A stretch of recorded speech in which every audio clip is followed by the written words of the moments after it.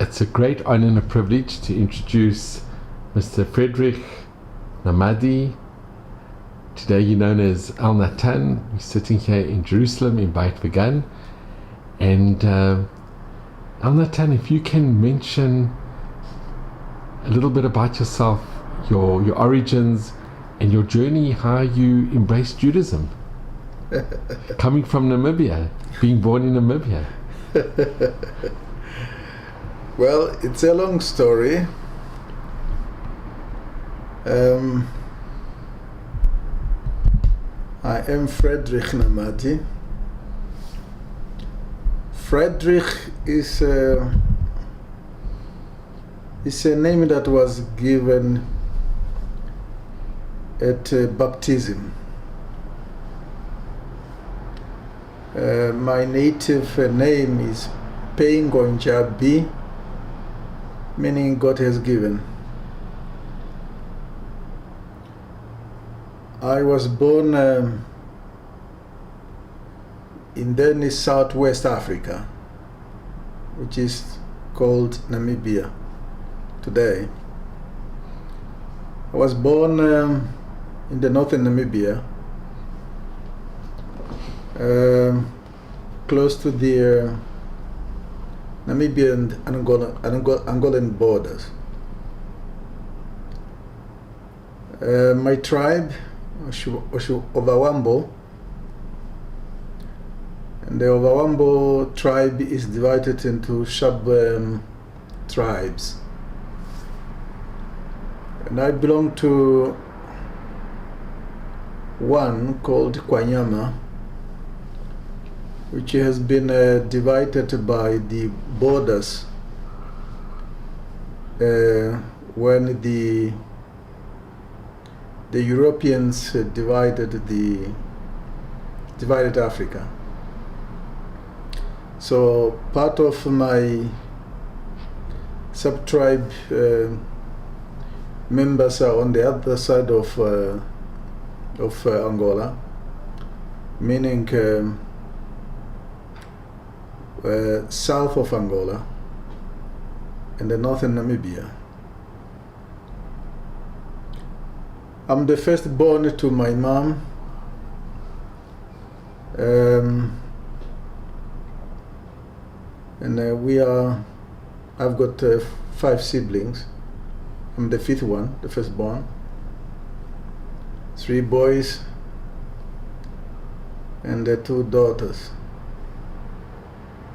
To my father, we were 13. My father had 4 wives. And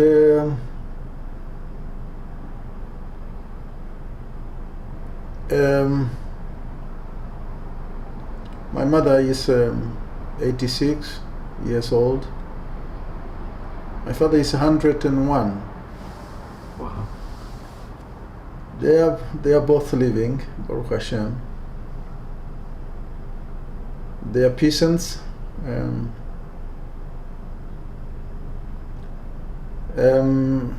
I grew up there as a shepherd, looking after my parents' livestock.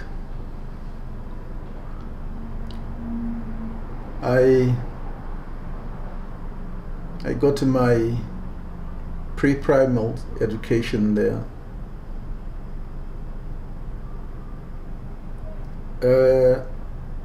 Southwest Africa was divided into homelands after South Africa took over from the Germans in 1915. And most of the natives, particularly in the northern Namibia, rejected the education that the Afrikaners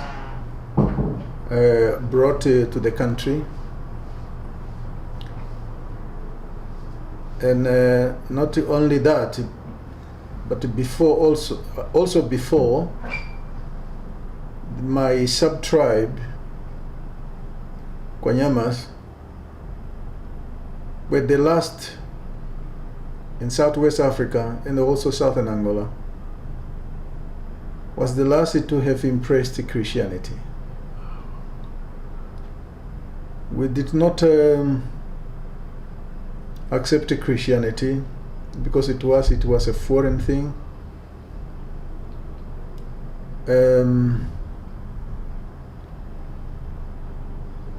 But eventually, after our king, the last king who was killed by the combined forces, Portuguese, Afrikaners, Germans, partly Germans, English speaking, or English.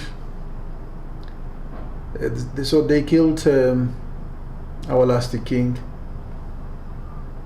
in 1917 in February.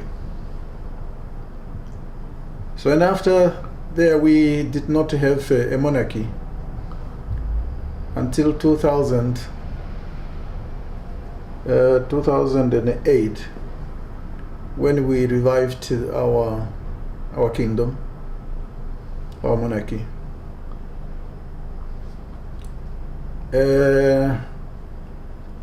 Namibians were at war with South Africa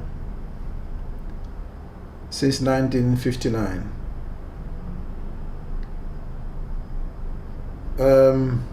And we only became independent 21st March 1990 from South Africa under the UN Resolution 435.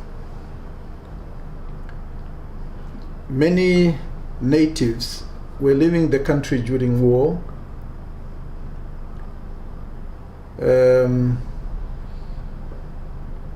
They were leaving the country through Angola, through Botswana,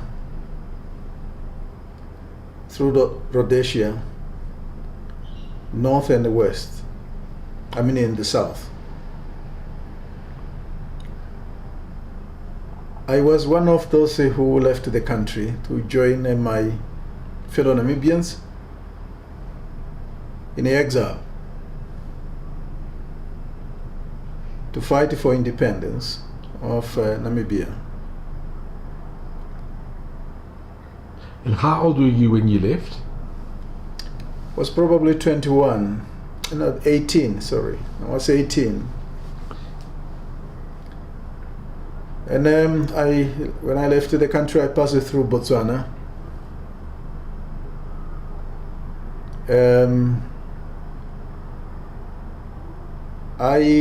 Before I left the country, I was much more active in politics. At a very tender age, I was already involved in politics. I was also incarcerated with others, the youth, for being active in politics. So I was in prison 1979 in December, and thereafter 1981. But as a political tension was increasing or escalating, eventually I left the country. So I spent some time in Zambia, and then finally I came to find myself in Angola as a freedom fighter.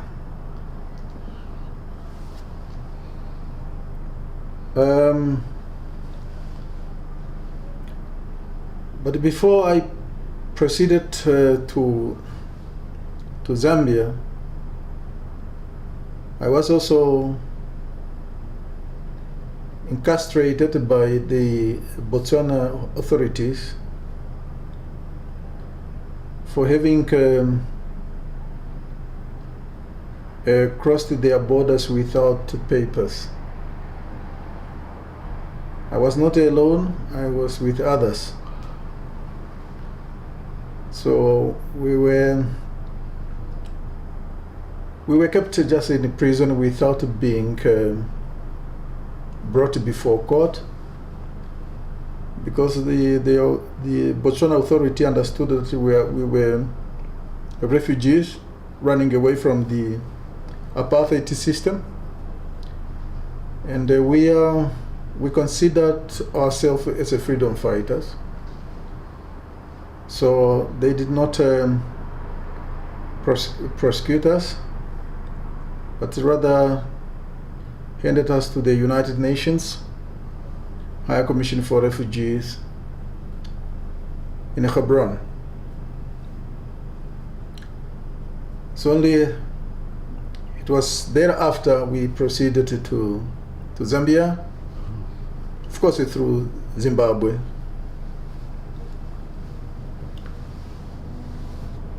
We came until we received, I received my military training in Angola under SWAPO. It's a liberation movement.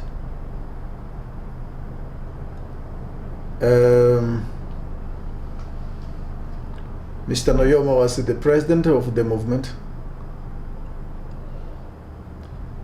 But as time came and go, there were so many things happened within the liberation movement that affected both leaders of the movement, some of them, and many of the cadres,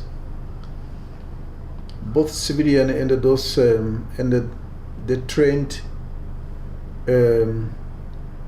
Namibians. People came to accuse each other of being spies and so forth. People started killing each other in the camps and so forth. Did you witness any Yes. of this social, this unrest and this? Yes, I did witness that. After having been trained, after my training, I was also sent with others combatants to the war zone.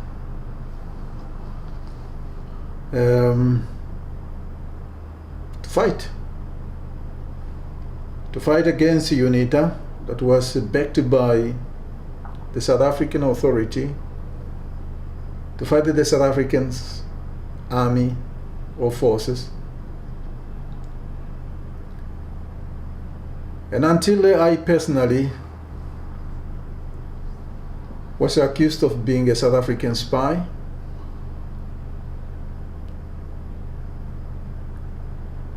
and I was arrested by my own fellow comrade, subjected to torture, all form of torture.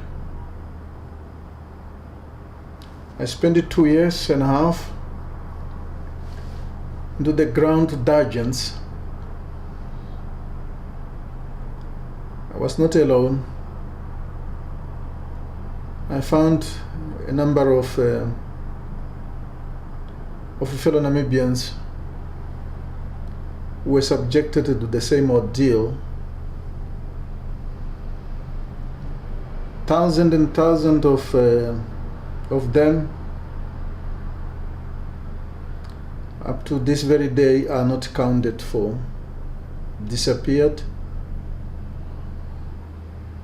and died. Well, why would they think that you were a South African spy? It was difficult actually to understand to understand the system of the movement.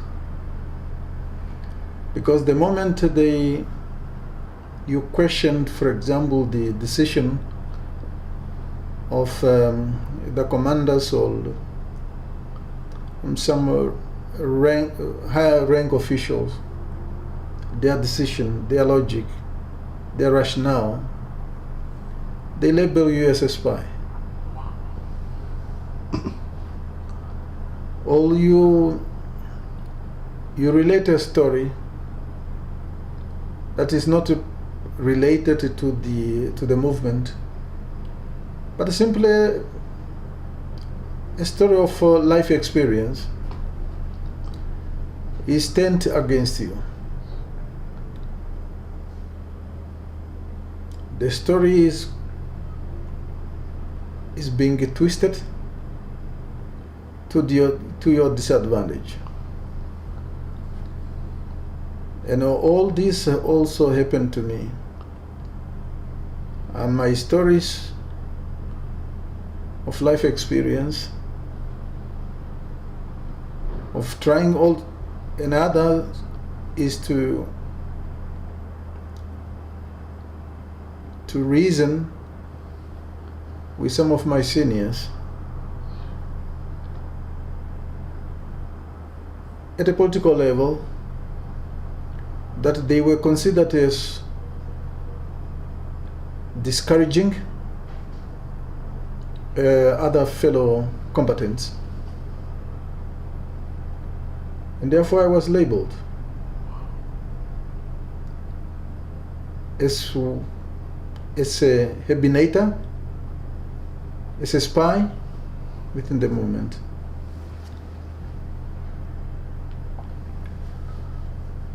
So until 1989, when the movement South Africa signed a ceasefire, some of my inmates at the different detention centers were released as part of the agreement between warring parties that SWAPO was forced to release detainees, people they claim to be spies.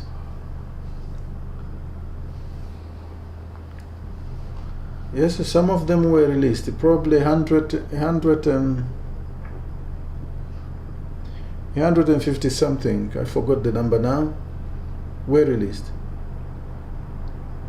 But I was not released with others, because I was at a different detention center. So I had escaped from that detention center with other 15 inmates. We escaped and handed ourselves to the United Nations High Commissioner for Refugees in Lubango, or offices in Lubango, 1989, in July. So it was out of our escape that we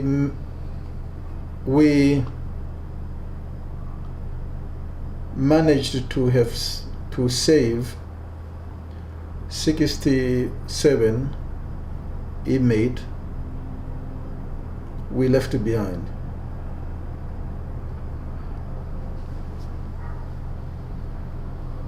So the United Nations with the International Committee of the Red Cross repatriated us back to Namibia. Arriving in Namibia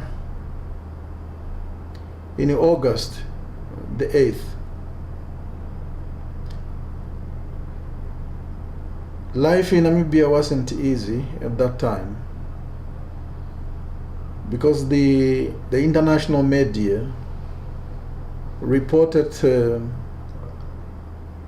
all covered the whole story of our escape, and it was circulated internationally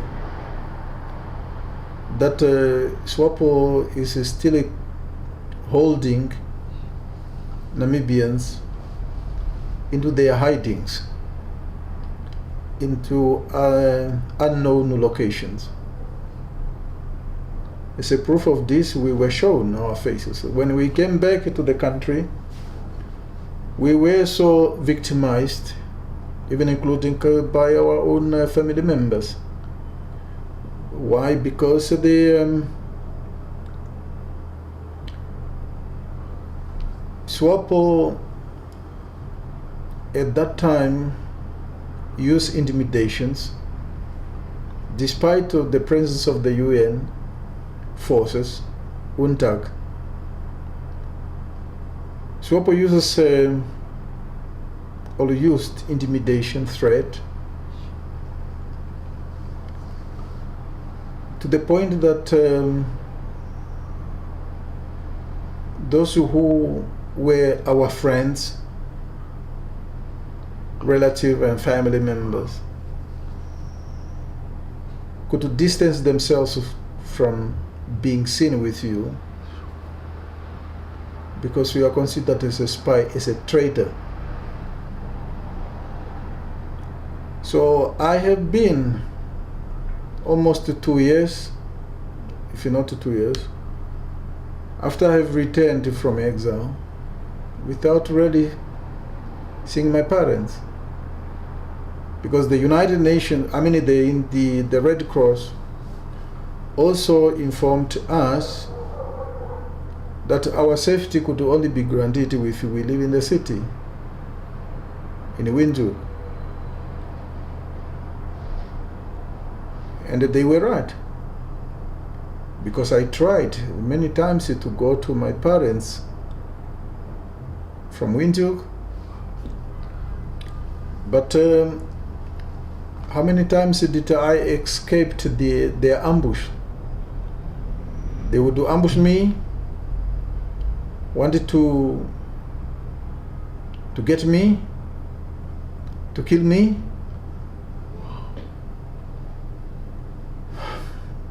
But thank God I survived all many attempts. You weren't a South African spy. I wasn't. And how did your siblings? Were they in contact with you? Did they come and visit you? They did not want even to be seen with me. Your own siblings? Yeah. And your parents, they couldn't travel to see you in My parents, they could not also travel. So your own siblings were scared to even associate with you? Yeah, that's right. That's the right word. That must have been extremely difficult for you. Yes. Especially that you were so innocent of... I can guarantee you that most of the inmates that I have been with, through different, not through, but at a different detention centers in Angola, none was a spy. None. You must have become so disillusioned with the injustice of this. Yes. I must mention something that I'm not a man of... I don't have any education. I don't have any certificate behind me. I don't have a primary education. I don't have a secondary education. My poor English is a self-taught. So it's a poor, you're very fluent, but it's all self-taught. It's all self-taught. And because in the dungeons where I spent 2 years and a half,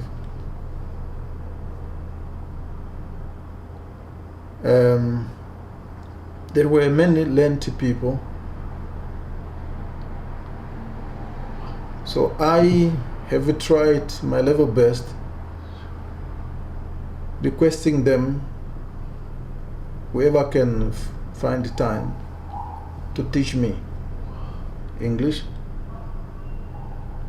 teach me alphabet in English, teach me English, teach me how to write and to read and write English. You never went to primary school or to any No. school? You were never given that opportunity? The opportunities were there, but as I said before,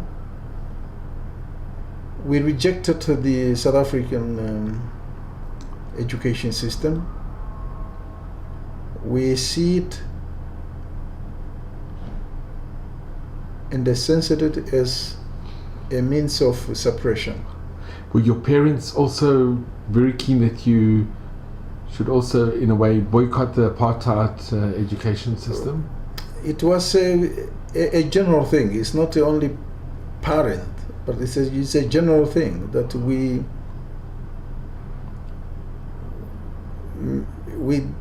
did not. We were hesitant. Mm-hmm. Parents were hesitant to have their children receive education, but does not mean that everyone is like that. A number of them, as time came and go, people got all realized that it's important that we embrace education. But with the politics and the struggle for independence, carried many of the youth, mm-hmm. made us to join the liberation movement outside the country. And were your parents supportive that you went into exile? They were not supportive. I did not say goodbye to them. You never said goodbye? Nobody could say goodbye to his parents, because the South African war machinery and the propaganda was that people are suffering in exile. They don't have food, they eat grass, and then they die like flies. Now, a number of people, the parents, were discouraging their children from joining the liberation movement because of this propaganda. So I did not say goodbye to my parents. I just left the country. And the majority of us, of course, left the country in the same way. So I don't have any education. So having returned back to Namibia, participated in the general elections in 1989 in November. The liberation movement, of course, won elections. Well, there were some legal process. It was transformed from a liberation movement to a political party in order to participate in a general elections like other political parties in the country. And the liberation movement won elections and took power. But yet politics was the situation to many of us detainees were subjected to many things. Still name calling, segregations, prejudices were following us. Wherever you could go, you are being victimized, regarded and seen as an outcast. This has been my life. this has been the life of other detainees to this very day in Namibia.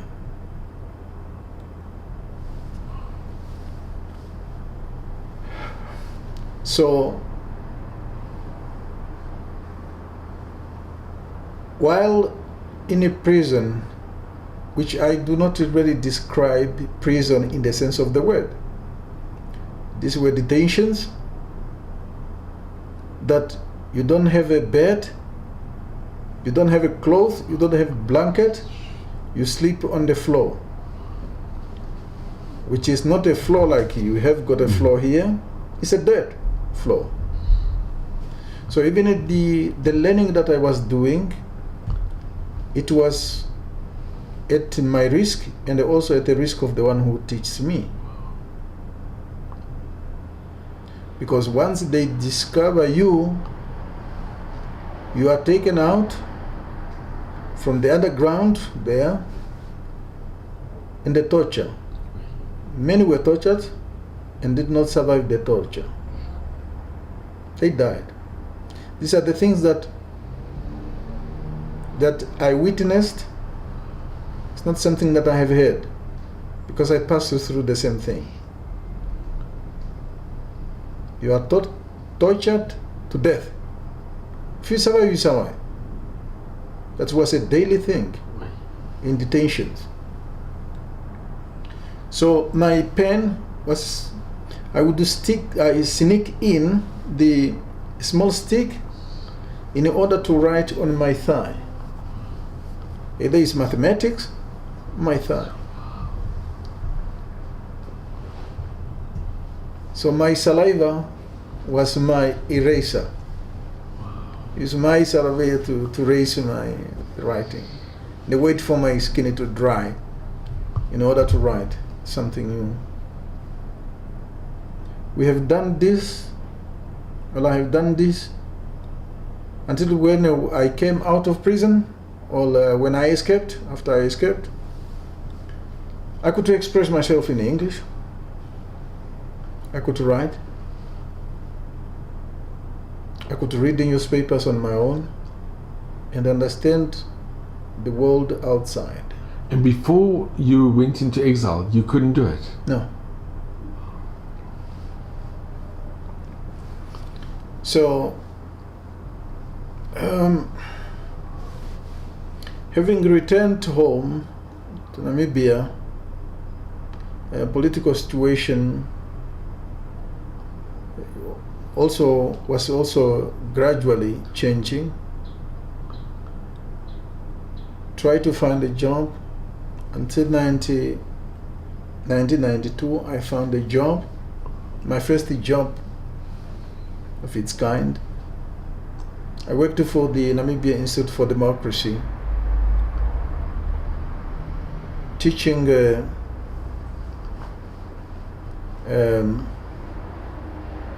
general public the constitutional right, civic education. But prior to 1992,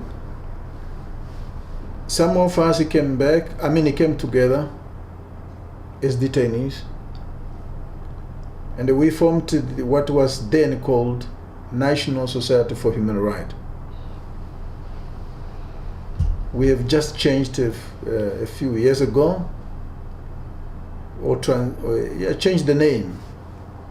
Now it's NAMRIGHT. So, to find a job was very, very difficult for me, and until I decided to enroll myself with the Cambridge College in Britain,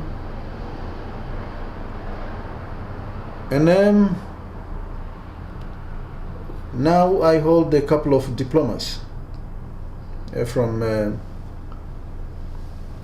Cambridge International College and the College of Professional Management and the Some Institute in South Africa. So I have got a certificate in business economics and commerce, human resources, personal management, accounting.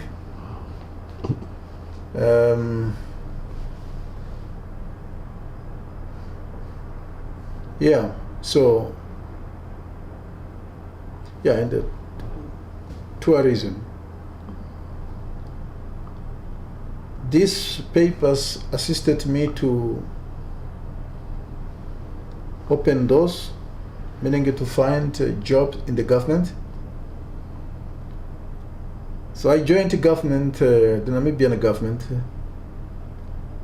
in 1995. And by this time, had you met your parents? That time, yes. I thank God I met my parents. And how was the reunion when because you had been away for so long? It was emotional. Did your parents know that you were alive during this time? First, before I returned, they were told that I'm dead. But when they have heard in the radio, our names were being read in the radio that those are the people who have escaped. So they were happy. And your siblings, did you manage to reconnect with your siblings? Oh yes, gradually, yes. And you have a good relationship with your siblings? For now, yes. Were any of those people that falsely accused you, were any of them brought to trial or held accountable for false accusations, for total false accusations, and for putting you in prison and torture, which was totally untrue and unjust? Politicians were politicians. Those who led the revolution, the liberation movement, were so clever. As soon as they returned back from exile, immediately they made laws that anything that was done in the course of struggle for independence, it cannot be followed.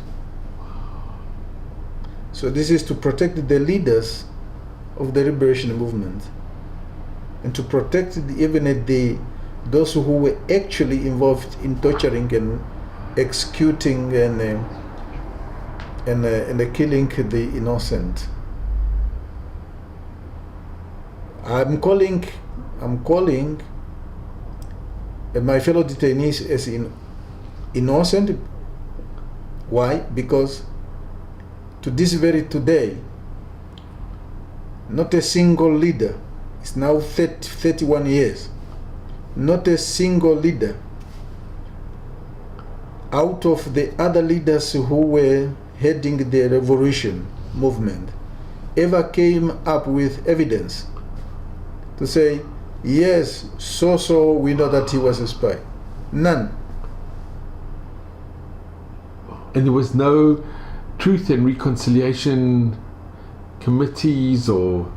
Well, in South Africa, they have got the Truth and Reconciliation Commission. But it didn't extend to Namibia. So in Namibia, it was not the case. Yes, we demanded for it. We tried our level best, but they said no. And did you ever meet these people that inflicted the torture on you? Of course. Wasn't it difficult to see them face to face? What can you do? Some of them hold high positions in the government, from police to army, the state house. They had the public and the government power, authority. You cannot come by. Yes, when I was in a public office, I was placed at a very strategic point that opposition, that a number of them cannot run away from seeing me. And there is no way that they could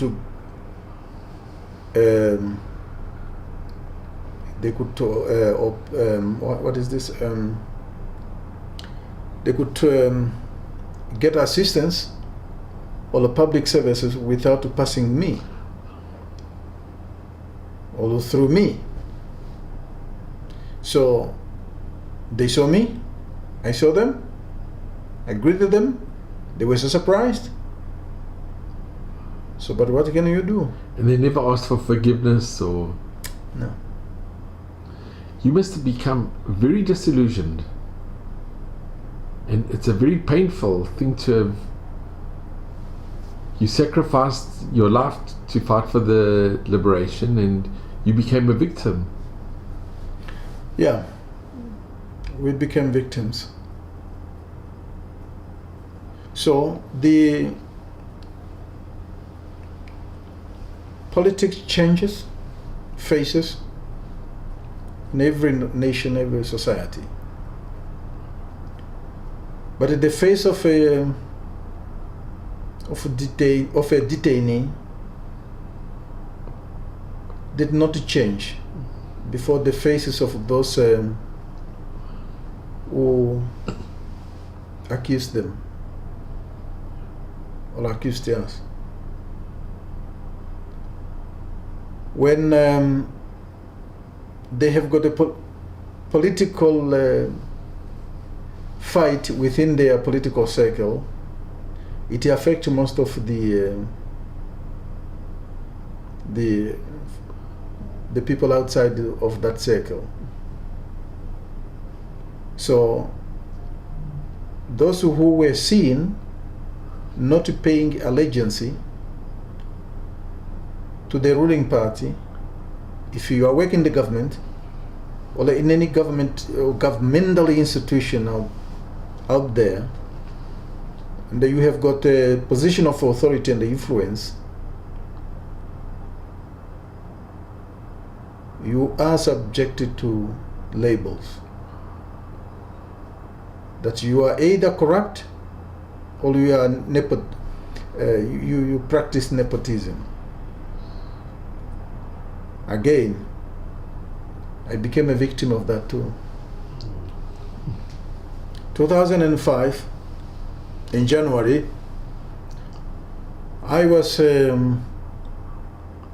labeled as a corrupt official,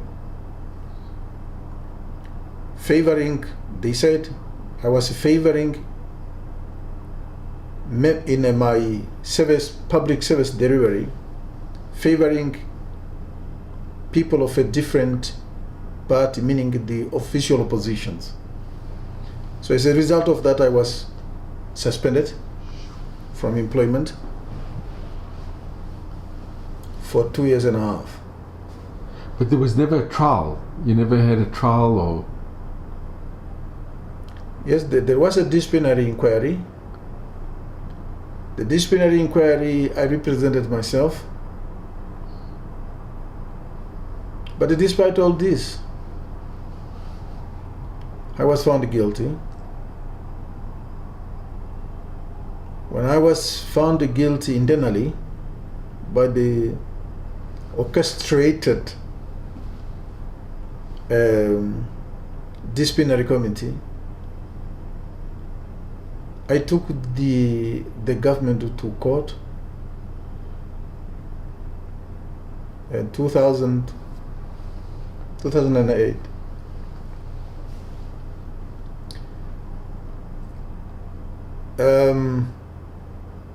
The magistrate who had my case was fired, and the judgment to my case was not delivered since 2009 March, when we presented, each side presented the final arguments. To this very day, the judgment was not given. Yes, they called me back to the office. They abrogated my suspension after 2.5 years. I returned to the office. But yet they did not give me a job description. Just an office, sit there and that's it. So I have been coming to work, not to work but to the office, just seated in the office, reading the newspaper, close the office for good to 9 years. And you weren't productive, you weren't doing anything? No production, nothing. You just seated there. And you were paid? You get paid, yes.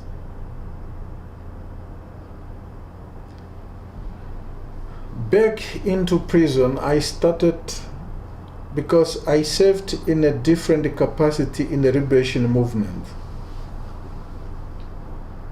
Not just an ordinary combatant. But when I was detained, now I started realizing things now. Started questioning things. One of those things I was questioning is about life. How is it possible that a man seems to have power now, but in the next moment he doesn't have it? What makes a man to kill another man?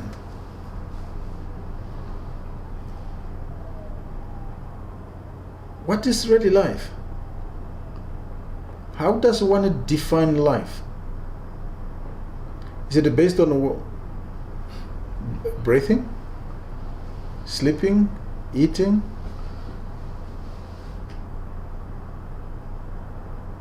If one dies, and before birth, who was I? And where do I go? Does a person really refer only to the body? Or there is something more to it? These were some of the questions I had. And they were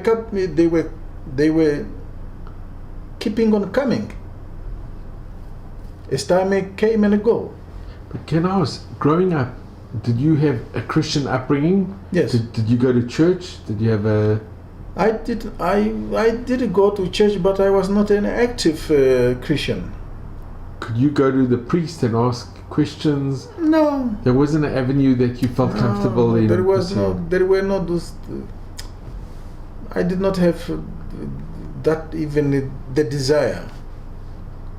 I was not open to all these things. Everything that I started questioning is when I went into exile. And see the manipulations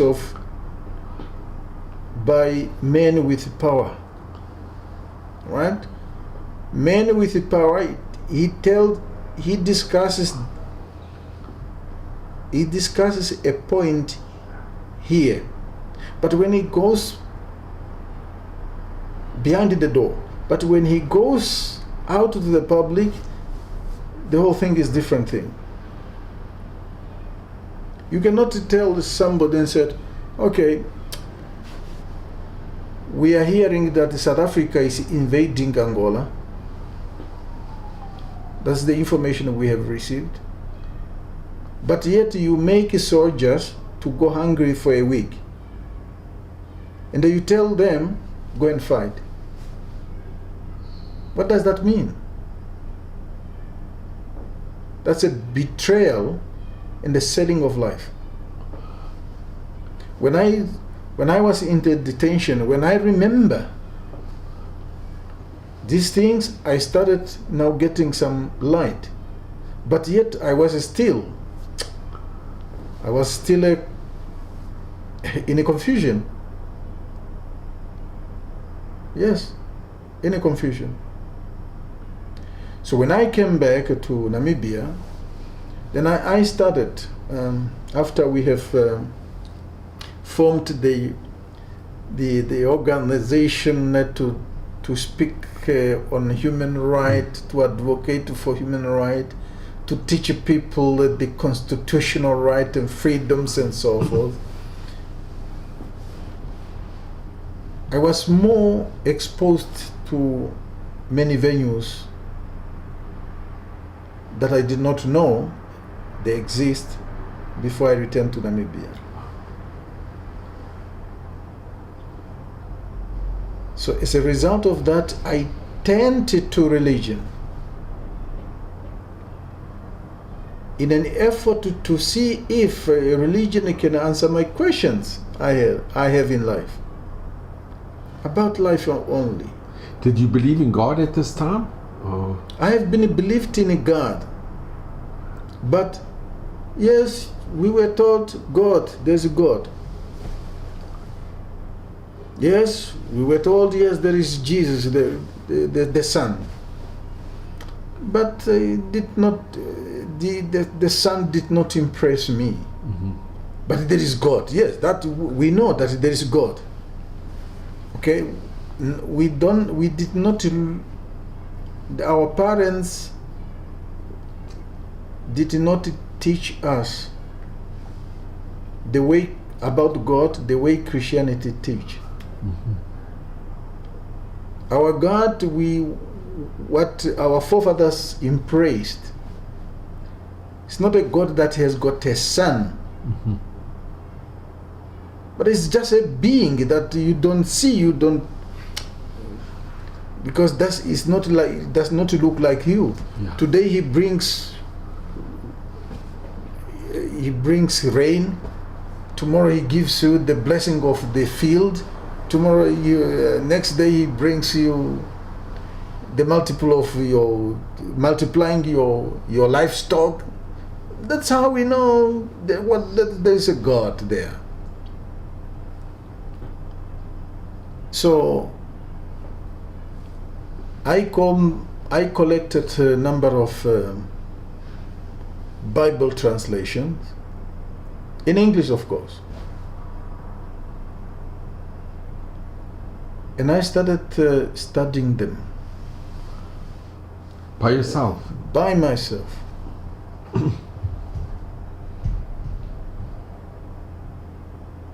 And I did not discriminate.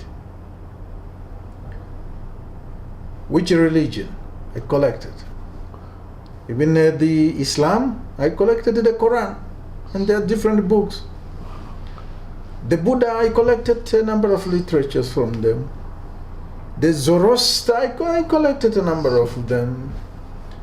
And the Baha'i faith, I collected a number of them. The Hindu, I collected a number of them. So, and I brought them before me. So this was done, this is an independent investigation I have made. Did you have any Jewish books? No. Because I do not even know who the Jew were. The Jews. When I read my New Testament then, the Jews, for me, it was, the way I understood it, it was just people who were there, but they don't exist now.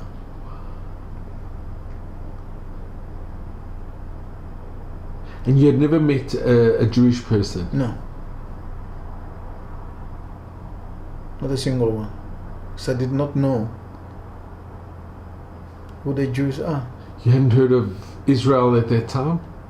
We had Israel, but it's apparently somewhere there in heaven. And the land of Israel and Israel? The land of Israel, we don't know. We call this land as Palestine. Not the land of Israel, but Palestinian.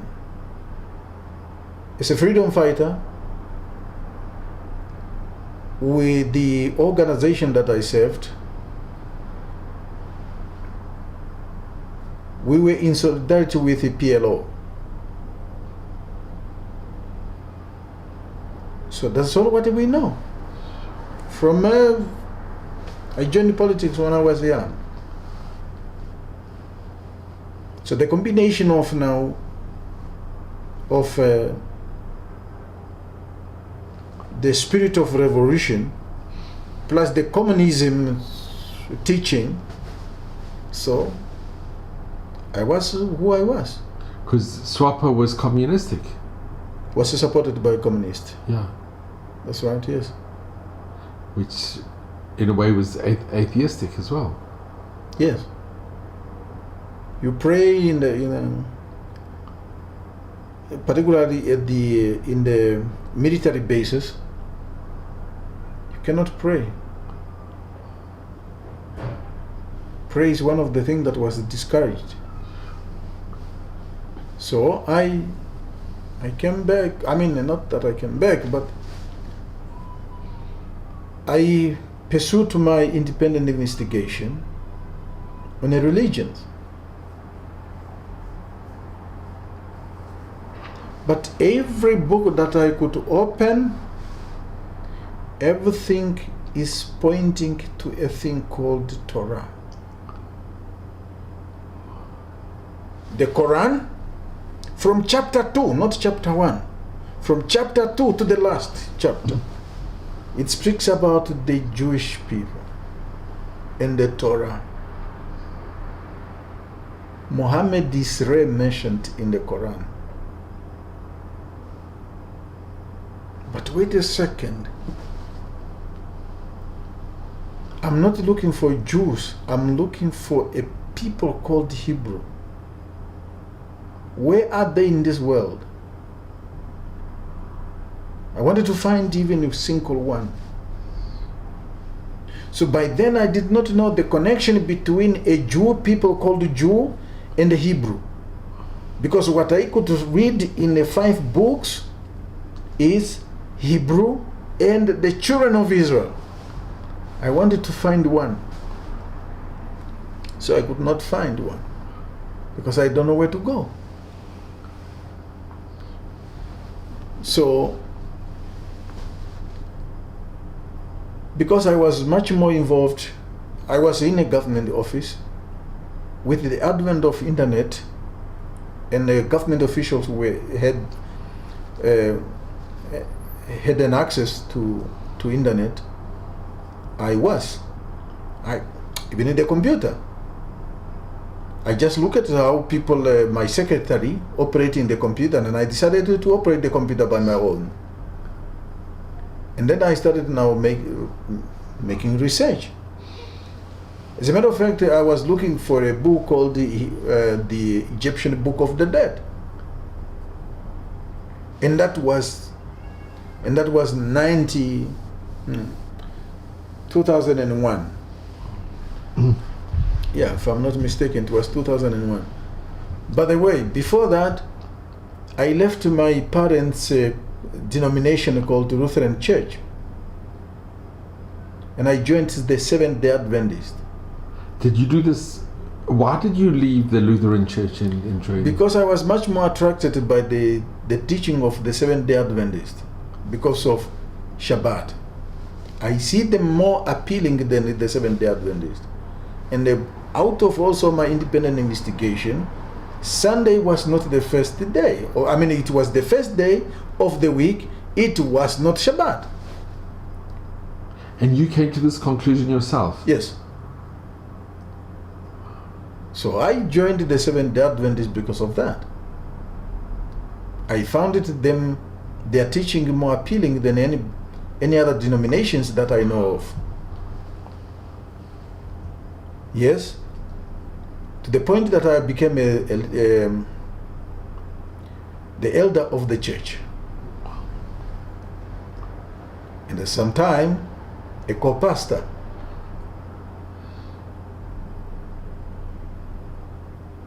So when I was searching now the Egyptian Book of the Dead, what it came after, when I was trying to download the name, what it came first is a book called Hebrew Book of the Dead.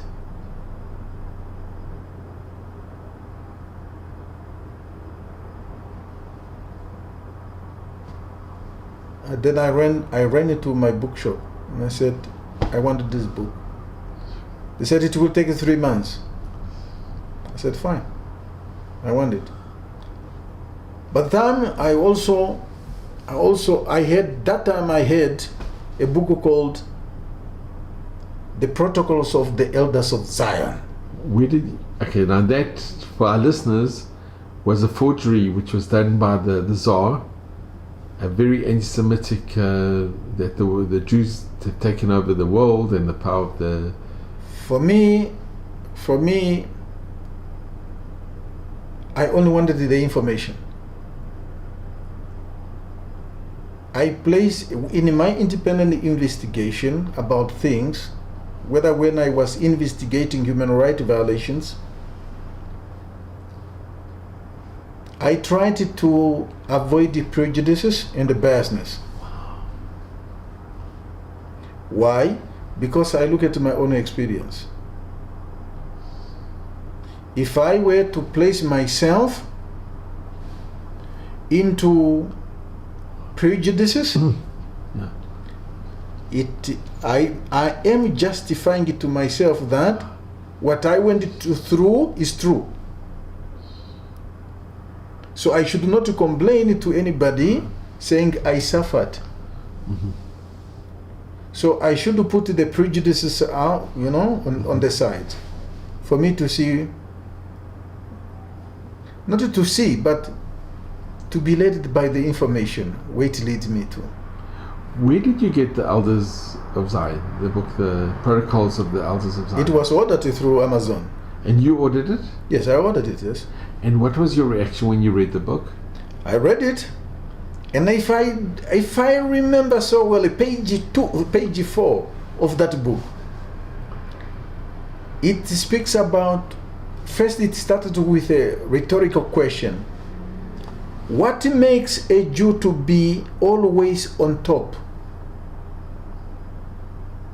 What makes a Jew? People who have been persecuted, even killed and murdered, but yet everywhere, no matter whatever happened to them, you find a Jew on top. And I said to myself, that very moment is when I made a connection that a Jew is an extension of the children of Israel. And this was a self-discovery. Yes, it's a self-discovery. Self-discovery. So, and I said to myself, if these people could be persecuted, killed, and they survive to this day, this is a proof that some way, somehow, these people have got something that the world does not see. And I must find these people. Truly, I was prepared. I was prepared to go anywhere in this world to meet just one. Because I was not satisfied. I was not satisfied by what I was reading in what is called in Christianity Old Testament. This book cannot tell me the mountain. No. Mountain must be something hidden, only using a figure of speech called mountain. River. What is a river? The river, I saw many rivers in Africa, particularly Southern Africa that I know of. Is this book just telling me river? No. There must be something else behind this figure of speech. So this was through independent investigation. And until one morning, I was looking for something in our local telephone directory. And that, what I was looking for, it starts with a W. And as I was scrolling through the telephone directory, is where I came across Windhoek Hebrew Congregation. I said, wow, let me try this number. why are they using the word Hebrew? Let me use let me phone. I phoned, and the man answered and said, I'm Tzvi Golik. I said, say, I'm looking for the Hebrew people. And they said, where are you calling from? I said, I'm calling from Windhoek. Yeah, I'm also based in Windhoek. Okay, but say, the reason why I wanted to see these people is because I'm looking for something called, a book called Torah. He said, if you live in Windhoek, I am on this street, and he gave me the address. Just when he mentioned the address, I said to myself, but this is the street I passed by all the time when I go. In fact, when I take my children to school, and when, every day I drive there. Except on Shabbat. On Shabbat I only go to the church which was close to my house. Well, it's not close, but it was a walking distance. So, he called, he invited me. Just immediately when he just opened his gate, the first word that I came up with is to him, these are the people I'm looking for. He didn't say any word. He just opened the door and said, and I said to him, these are the people I'm looking for. And he said, what? Then he invited me in. We sat together. I related to my story, just the way I'm relating it now. Then he told me that he is the one who is heading the community. There are not many, but they have got a synagogue here, and they go on Friday. They know the Seventh-day Adventist people, but the way they also observe Shabbat, it's not technically like us. He said, like us, we Jewish people observe Shabbat. Was he Orthodox? He is Orthodox. And he had a kippah? Yes. And that time, when I was discussing with him, he gave me a kippah, a black one. And they said, we Jewish, we put this as a sign of humility. And he gave me that, and I put it on. And when I left, before I left, I asked him, can I keep it? He said, yes, you can. But before I left, he gave me the information that, they go to the synagogue on Friday before sunset, and if I'm willing, I can join them. He said, you can come here, or I meet you at there. I came to the shul. I said, but this is the building. And when I look at the what I came to know as Magen David, I said, but I think I just spoke to myself. I said, maybe I'm at the wrong place. Why? Because I see this sign in Freemasons. I said, no, I read a lot about Freemasons. Maybe I'm at the wrong place. But there was something behind that says, hang on for a while. Maybe this is not a time to put everything aside. Okay. And I said, I need a Torah say. He said, well, we don't sell we call it Chumash. We don't call it we don't sell them here. We don't have any stock. But if you want, it costs us 450 rand. I said, I've got the money. Here it is, So I gave the money that very moment. He said, it will take 2 weeks to come. It will take 2 weeks to come. So I waited for 2 weeks. And it came. And they showed me how to read it. But on the day that I went into the synagogue, apart from the free mansions, I've never stopped going to the shul, and it was 2004. So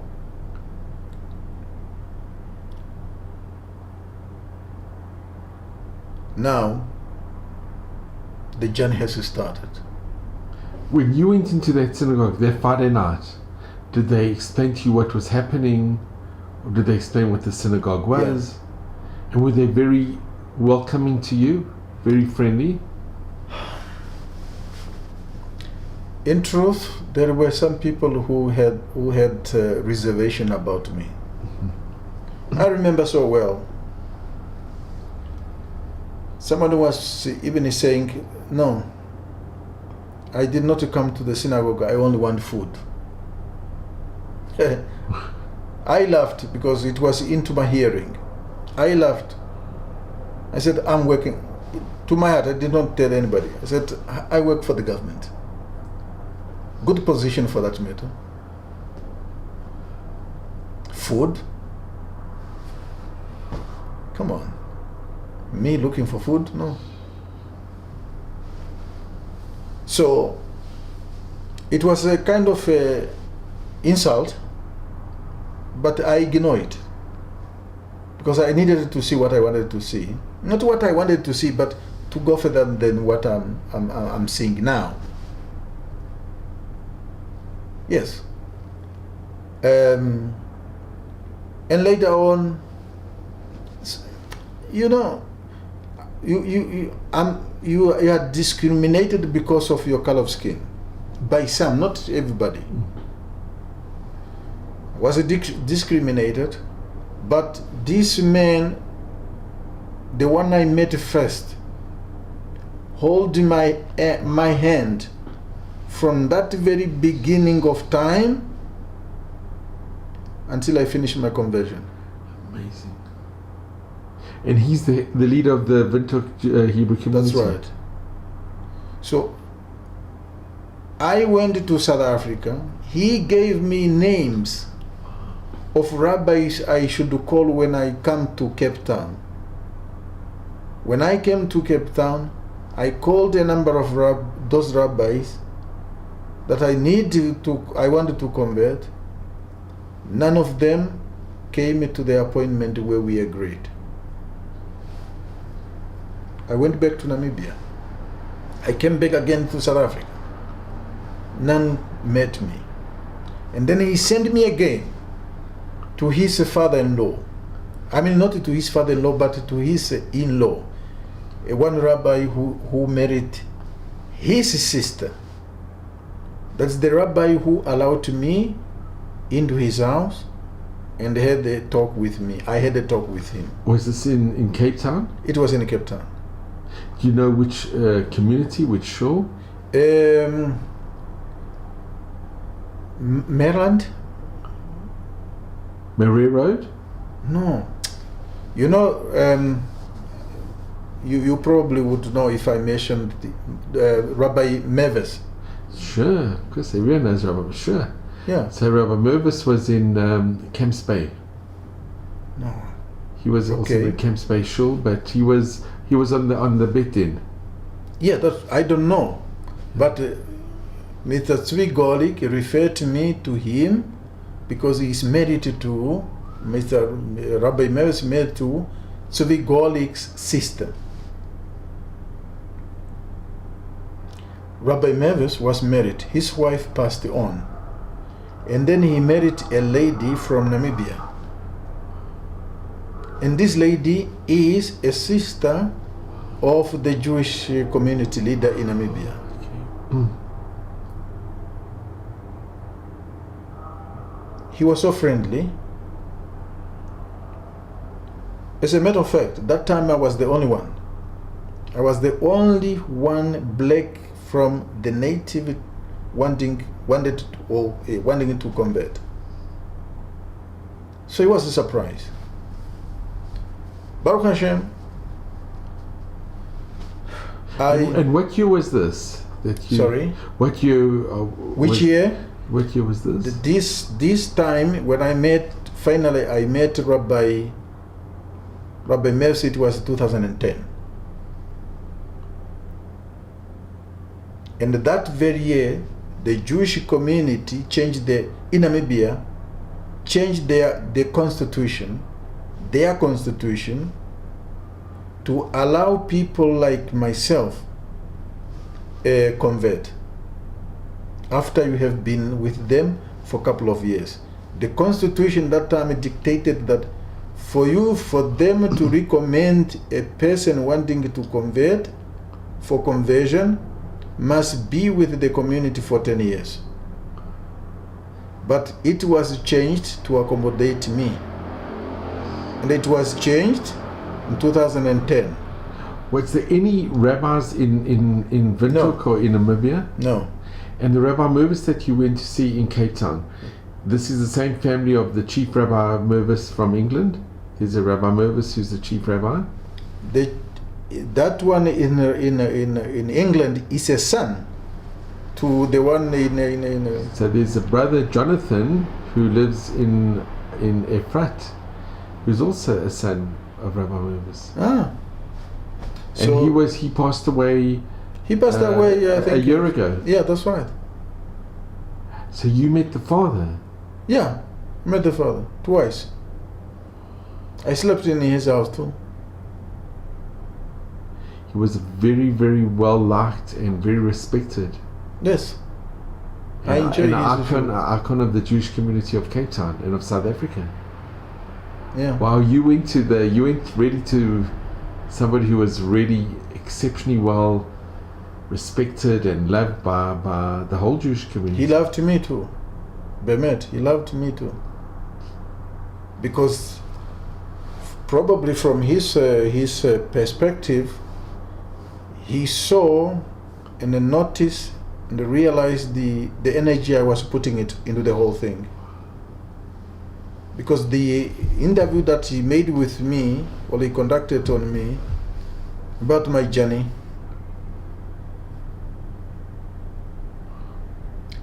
he probably could not take it, just like you. How is it possible that a person he has got a family, he wants to leave all this just to become Jewish? You see how many times I came to Cape Town just to meet the Jewish people, to meet the rabbis I was given in Namibia. No one pitched up. Can I ask, your wife, was she supportive of you at this time, or? My wife, Namibia is a 95% Christianity. My wife may probably should not have a problem to convert, but her family, they are very hard Christians. They're Lutheran. Yeah. They are very deep in Christianity, active in Christianity. So it influences her. That is one part. Another element to my divorce and the family problem is influenced by the government. Because the government was, when they suspended me, not only me alone, a number of us were suspended. We were labeled to things, including those labels were that not only I was corrupt, but I was also infidel to my wife.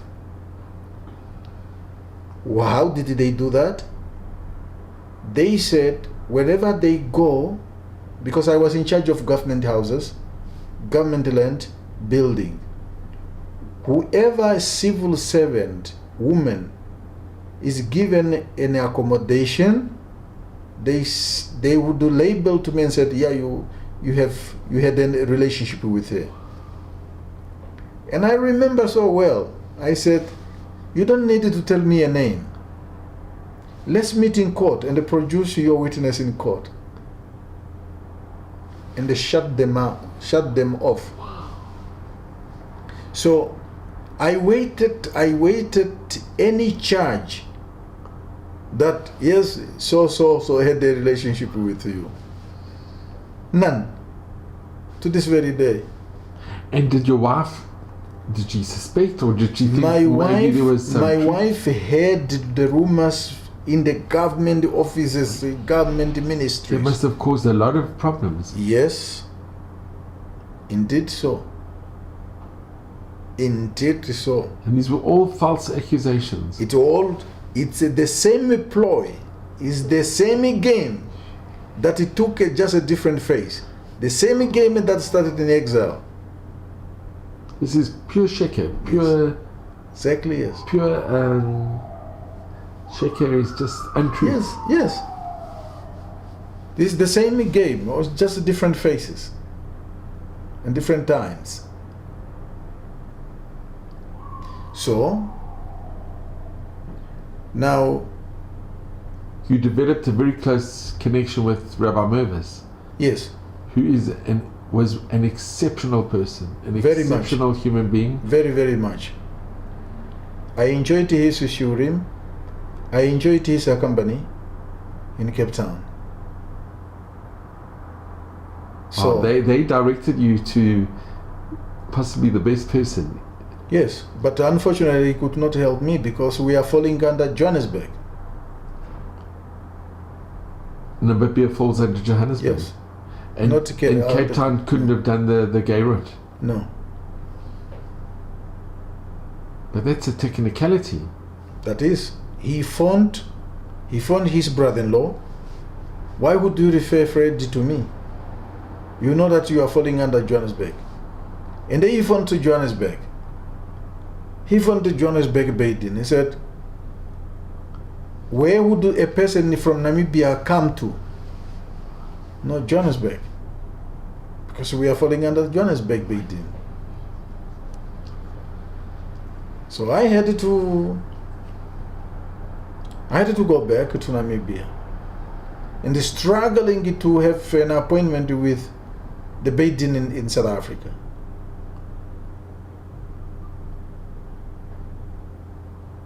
Only after a tip that came that you have to indicate that you pay for your appointment. Yes, I have to see Rabbi Handler. I have to pay for the appointment,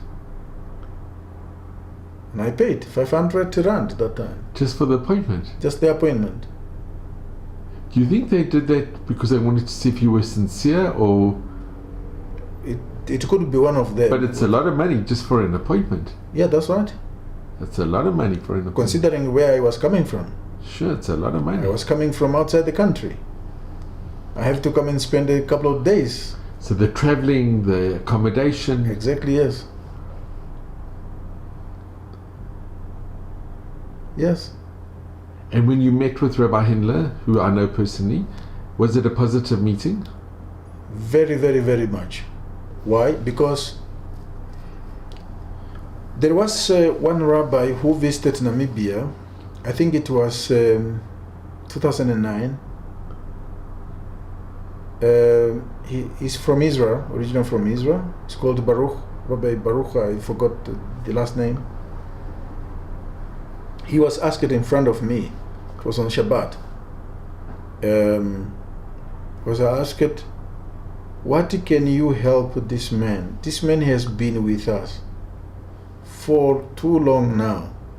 We cannot convert him here. We don't have a rabbi here. We don't have. But the man knows a lot more than us, all of us here. And there is the few, I mean, not the few, yeah, it's only few of us who keep Shabbat here. But yet he's not converted yet. And then he gave us, he said, okay, after Shabbat, we talk. After Shabbat, he gave 2 addresses of institution that I should conduct for Giur. One was based in Germany, and one is in Israel. The Israel one called it under Itim. I conducted Itim. A certain lady called Elisheva responded. And they asked it, he provided the information that you have, according to the exceptional committee, consisting of 3 ministries, including the Prime Minister's office, these are the requirements that you should provide. I provided them immediately. And then they say, a response came from Israel, said, no, we cannot give him a approval for conversion to do conversion in Israel. He must come to Israel first for 3 months on a 3-month visa. Only after if he still wants, we can look at his application. I have done that. You came for 3 months? I came, but before I came, I went to Rabbi Hendler, 2014. It's when I was secured an appointment. And then Rabbi Hendler, for 4 consecutive days, asking me to come to his office. Only the first day, he gave me a set of 32 questions to answer. That he did ask me questions. But the rest of the 3 days, he did not ask any question. I would come to his office and sit down, and that is it, Zell. The next thing he would ask, he would ask is,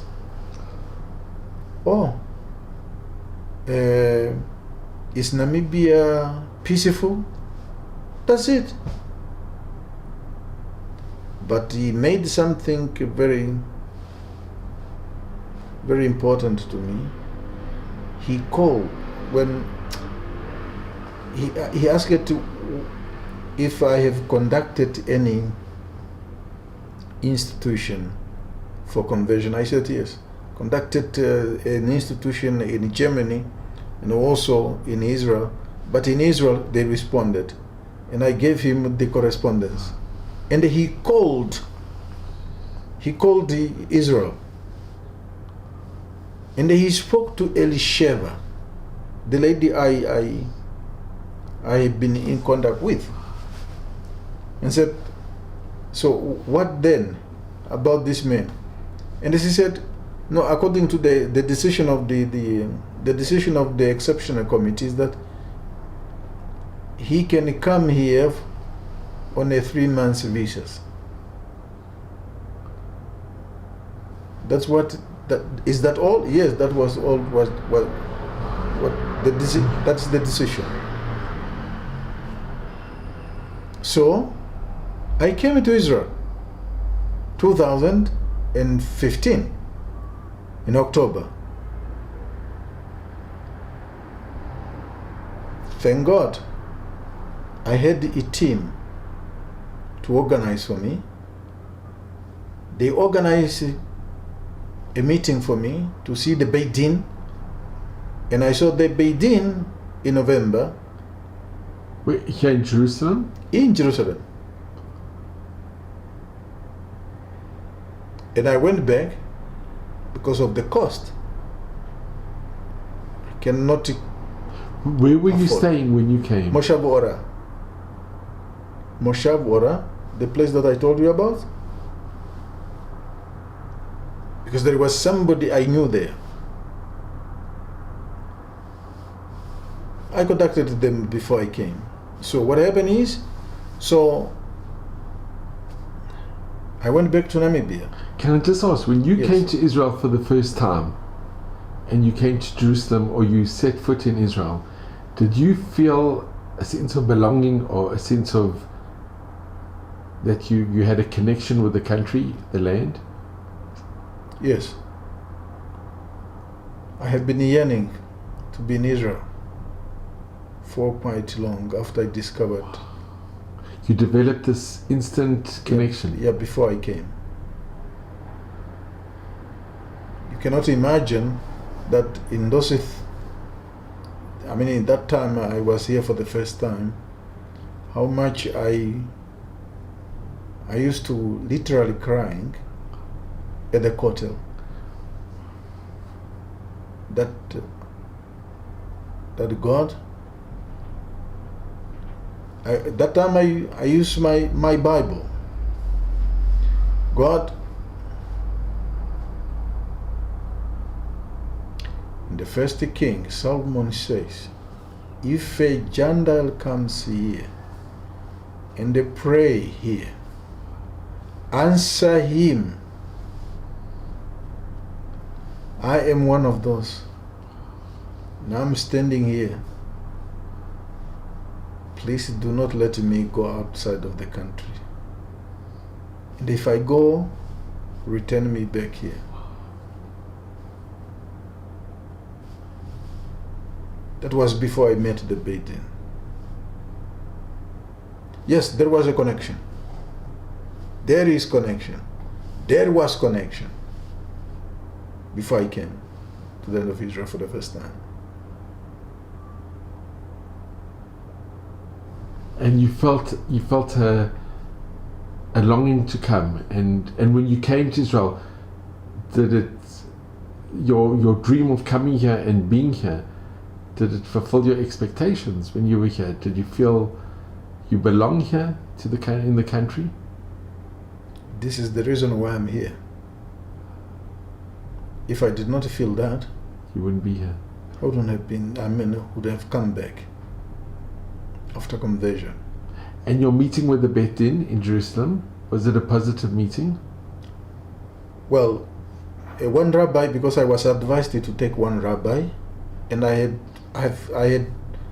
only knew one rabbi, Rabbi Abraham Feld. I contacted him. He said, I will take you. He took me. An interview was conducted by one Diane.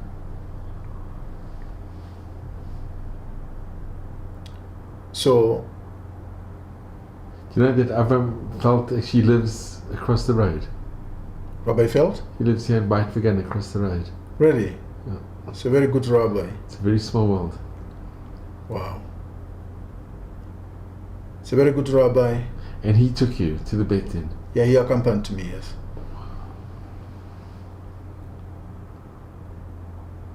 He accompanied me. So. And that meeting at the Beit Din, went. Well, to me it went well, but it's probably because I did not expect that I would meet the Beit Din. It went well, but it was only after I returned, Elisheva sent me an email that your application was rejected. Rejected? Did they give a reason? They don't give reasons. You must have been devastated. And I said, Elisheva, I read in the policy of the exceptional committee that one can appeal against the decision of the committee. She said, yes. I said, I wanted to appeal. She said, this is what I thought you would say. I said, I wanted to appeal, and I wanted to appeal now. She said, draft a letter, email it to me, I will edit it. I did it exactly the same day, that was in January. In January 2016. I did it and I forwarded it. She received it. She came back. She received it. She's going to forward it to them. In March, I was in the northern Namibia with my parents.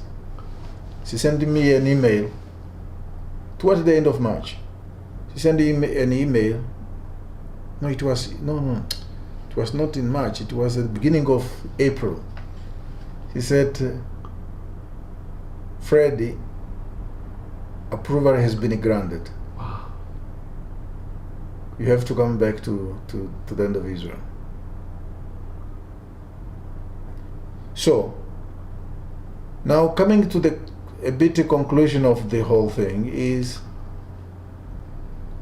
the Jewish community also took a solution in 2010 that if Freddie is going to convert Orthodox, this community is prepared to pay for his conversion. Wow. The one in Windhoek? Yes. That is amazing. So, when Elisheva sent me the approval, for the GUR program, I presented this to the Hebrew congregation in Windhoek, and immediately they sat and they released half of the tuition. That is wonderful. Now looking at my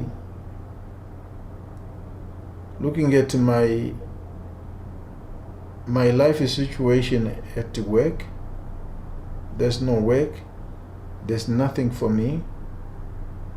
I tried to negotiate with government officials to hear me that I'm going to the land of Israel.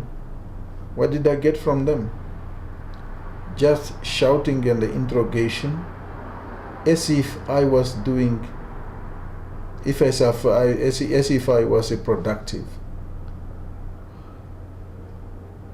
So, and that time in July, after the community in Namibia released about 68,000 Namibian dollars for my tuition, and partly my accommodation, I said to myself, my conversion to Judaism is a priority than the job. A job you retire and then you go to the bin of retired people. But with Judaism, this is the truth I have been looking for. Whatever it takes, I'm going. So my brothers were trying to convince me not to go. My mother also tried to convince me not to go because I'm leaving the children behind. And you were still married at this time? I was divorced. You had got divorced, but you'd be leaving your children? Yes. I said to Mom, my brothers,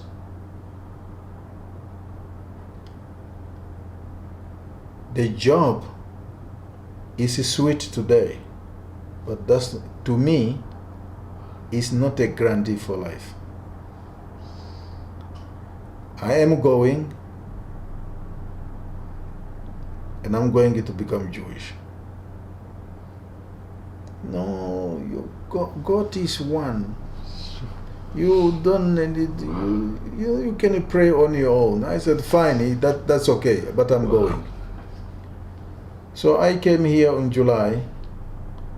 The 12th of July is when I landed at the Israel airport. And this was 2016. 16. Another journey then is started now, after I arrived and after I have officially admitted in the world of yeshiva for Giur. I lived on a balcony.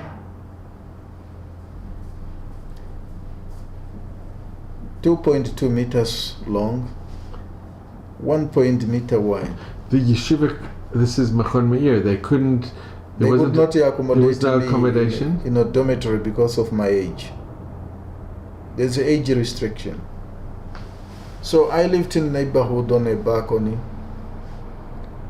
During rainy season, I have to sleep with the basket to catch water. When summer, you cannot even sleep there only during the night, but during the course of the day, because it's only covered with the glasses, it becomes very extreme hot. But Baruch Hashem, I finished my conversion in that process. How long did it take from when you arrived to when you finished? 19 months. It's a long time, 19 months. And you went to, and you were at the yeshiva every day? Every day. And did you find the lectures and the shiurim very inspiring? Inspiring, but you have to confine yourself within the pyramid of the curriculum of the yeshiva. But could you ask questions to the different rabbis? You could ask questions, but yet you have to be, the answer will be exactly to what the institution, according to the institution policies. But they never ever said you're not allowed to. Do they encourage you to search and to ask? Yeah, they encourage you to ask, yes. I must also admit that the yeshiva I came to, I found the rabbis, particularly in the English department that I was indirected on a daily basis, very helpful. Not only in terms of teaching, but they also have supplied me. Some took me to doctors when I was sick, because I fell sick in that balcony.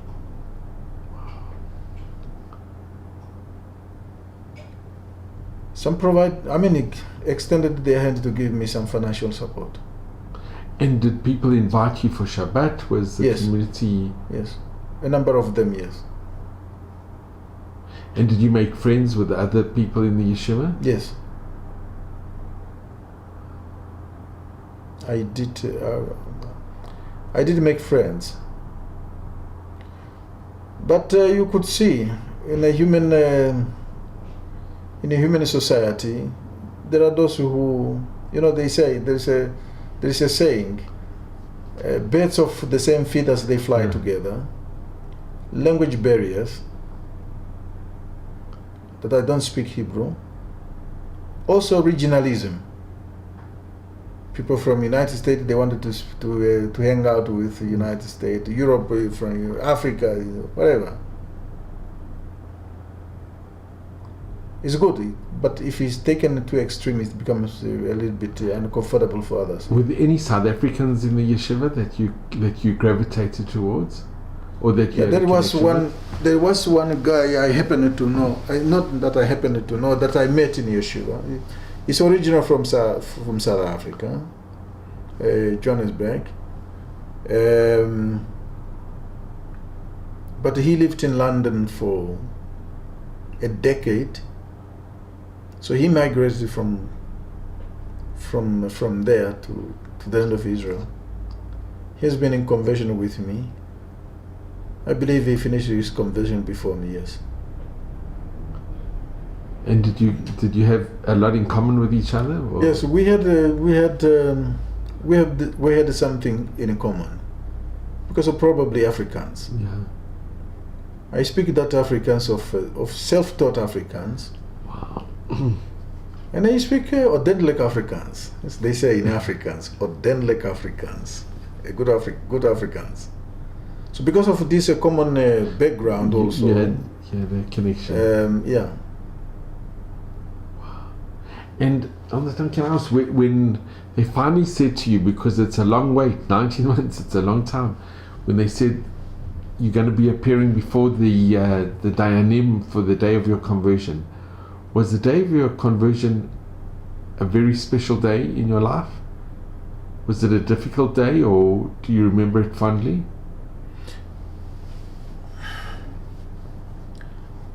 There is no trial is enjoyable.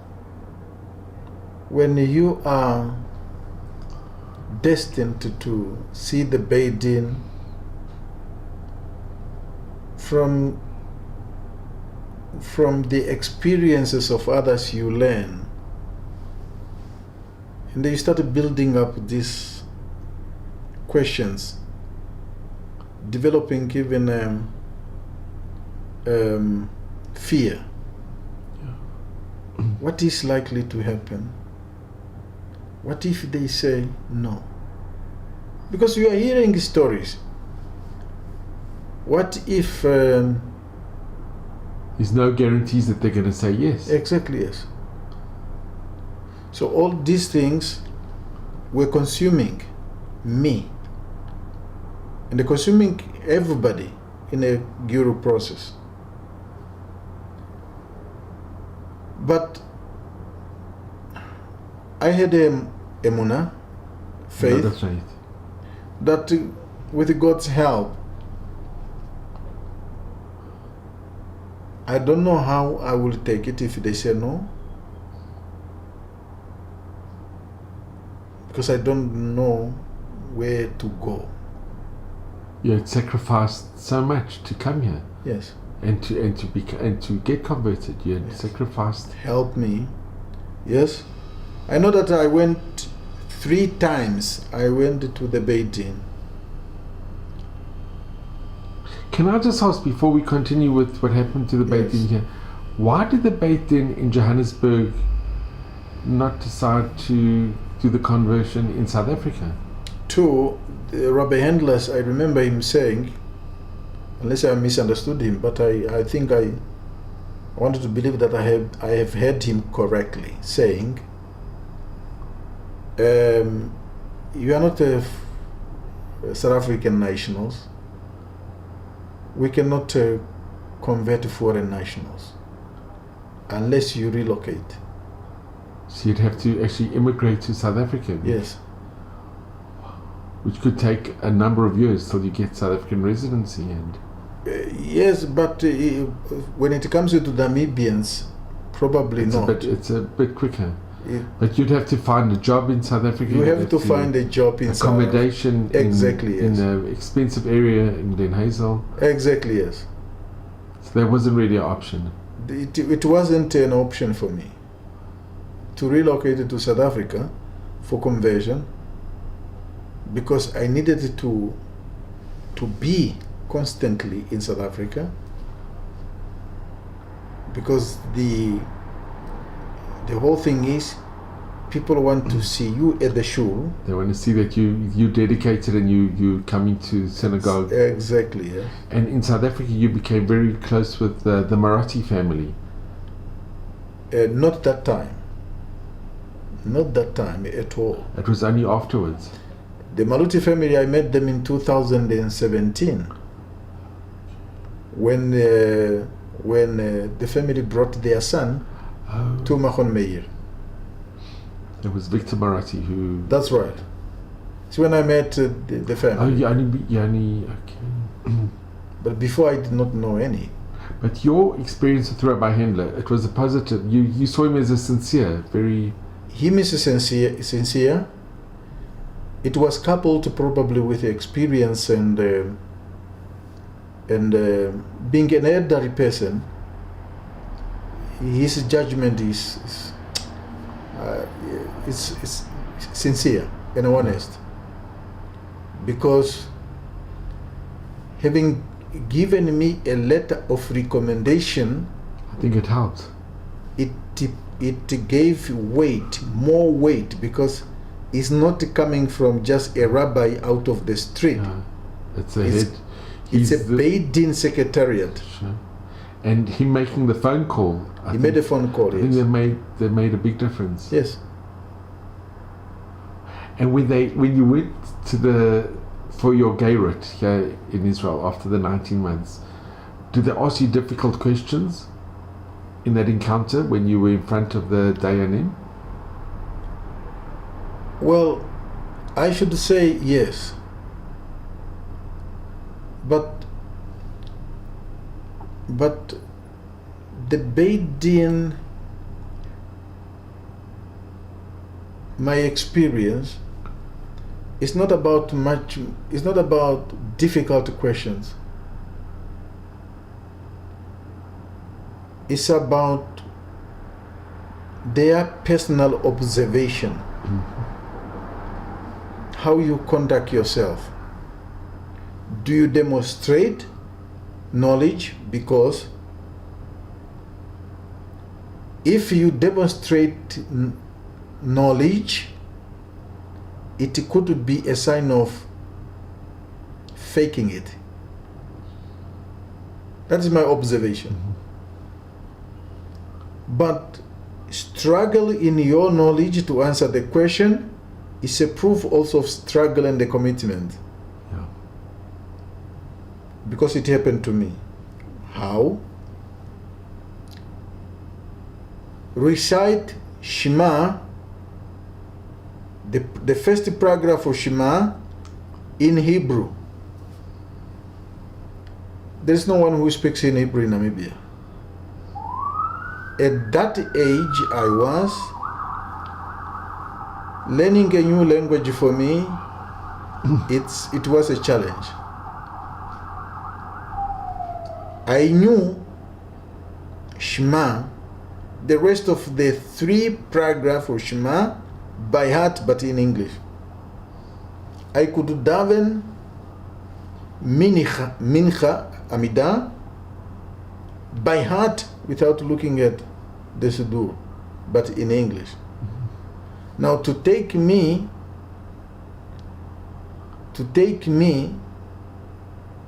out of that into a new language, it's very difficult. Unless you permit me to read it. But if you are saying I should recite it by heart, I had problems. Yes, that is the difficult part of the meeting, the Dayanim. Did they allow you to read it? No. They wanted to. And could you say a part of it by heart? Only the first paragraph of the Shema. Shema Israel. Did they allow you? Did they allow you to say it in English? No, they allowed me that they wanted me to say the whole paragraph in Hebrew. And when you said you could do it in English, did they give you permission to say it in English? No. But they could see that you were being honest. Yeah, but to them it was a different story. I said, sorry, I don't know that in Hebrew. I only know it in English. Only in the second meeting, one Dayan said to me, so you only know it in English? I said, yes. Can you do it in English? Then I did it. Only after So you had to have 2 meetings with the Beit Din? 3. Only after I was informed that no, the Dayan who conducted the second meeting said, you are a criminal and you are a king.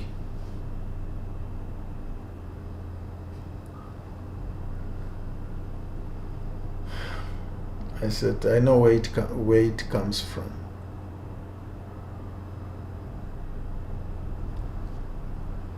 Criminal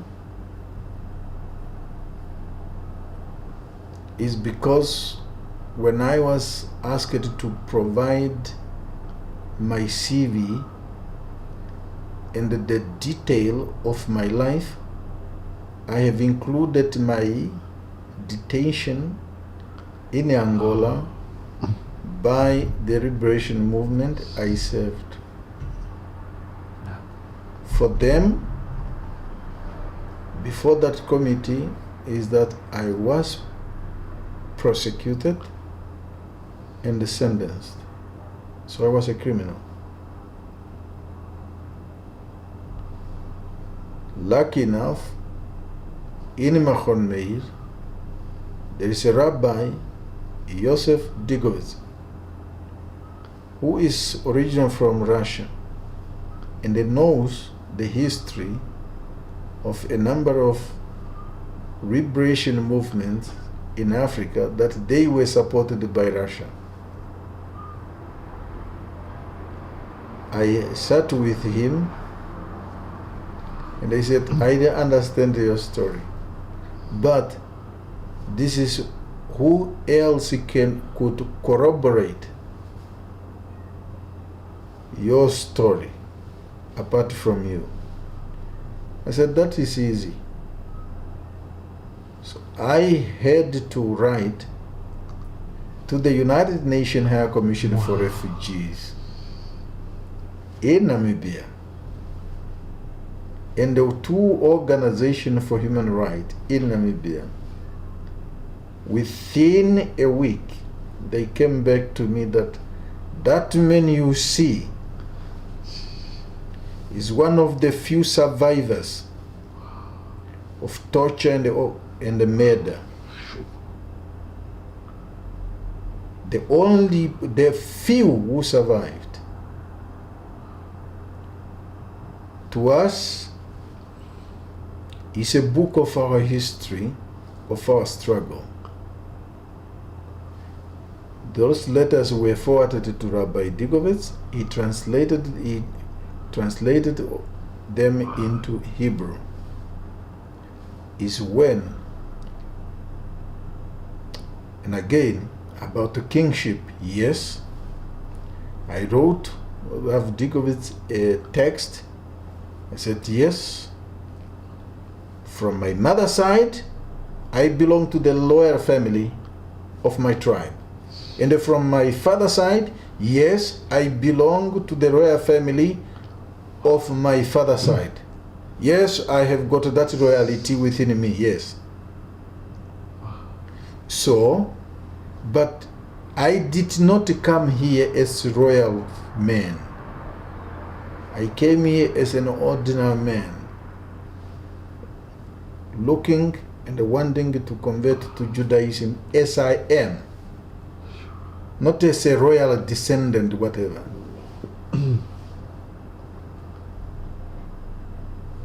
From there on, it's only when I went to 4. Sorry. Went to 4 meetings. It's when, after all these things, when I was admitted to the 4th meeting. And the rabbi who conducted the second and at the 4th meeting. Well, yeah. Well, no, the Dayan who conducted the 2nd and the 3rd meeting, at the 3rd meeting, the rabbi said, now, I remember so well, he said, now I am going to write a recommendation. But when he said that, in his mind was, my giur would start on that day, not before.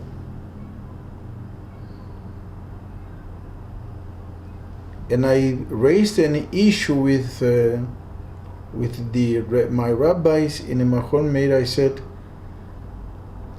I have got a letter of approval to come for Giur here. That was given before I came to the land of Israel, 2016. Why would I start a Giur now after having been given a letter of recommendation, a letter of a permission accepted more than a year ago? And the Rav Dikov said, we will speak to them again. Only later, a week or 2 weeks later, Rav Lisman said he was made the rabbi at Beit Din. He was made to rectify the mistake he made. Wow. That my giur only starts from the day I appeared before the Beit Din. Not the Beit Din, but before him, the one Dayan. Okay. So it did not take that long. Probably it took 3 months. And then I was informed by my rabbis in Machon Meir that I'm finally going to the Beit Din. I came to the Beit Din. They asked me, if I remember, only 2 questions. I mean, not 2 questions, but I only remember 2 questions. Do you remember what they were? Yeah. Why do I want, it says, why do you want to join a group of people that is so hated by the world? I look at them and I said to them, I think I have got an opposite answer. And they said, what is your answer? I said, the Bible that I'm reading, my rabbis taught to me here.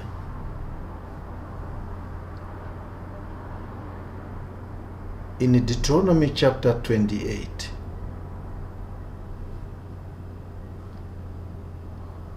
it's a chapter that consists of 69 verses.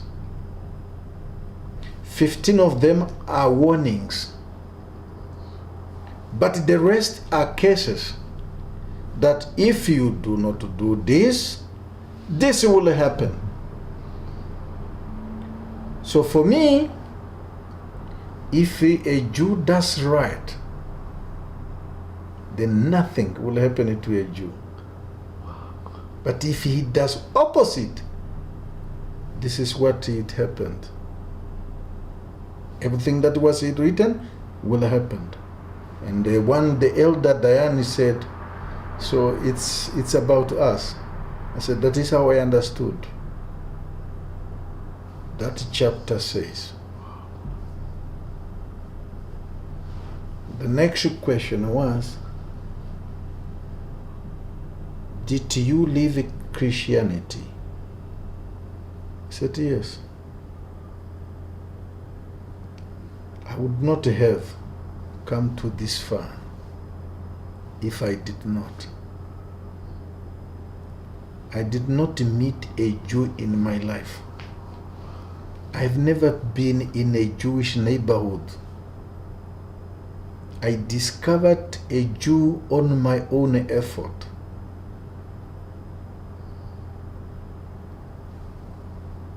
I was not influenced by any. I did not come in contact with any Jew. But it led me this far. That's all I could remember. My answers were, and the questions were. That is it. And when they said you are accepted? And then at the next moment they said, the chairman of the Beit Din, the judge in the middle said, we have decided to accept you into the Jewish nation.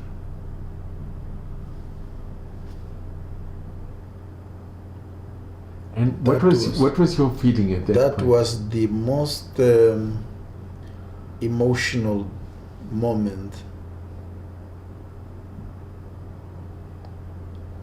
I ever felt. And I cannot remember having felt that way before. It was a relief. It was a feeling and a sense of belonging.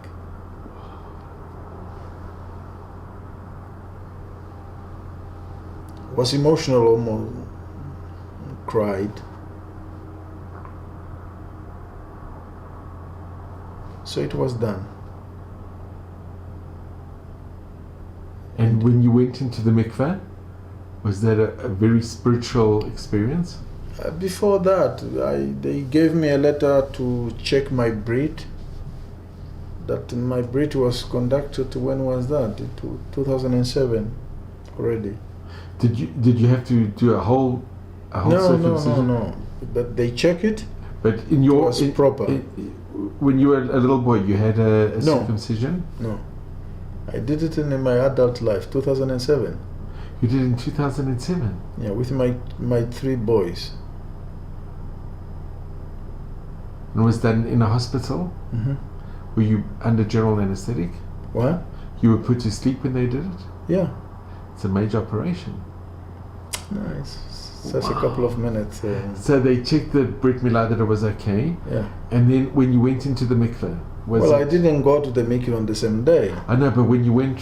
So I went into the mikveh. Was that a very spiritual experience, going into the mikveh? A couple of days later. Do you remember it being a very special spiritual experience?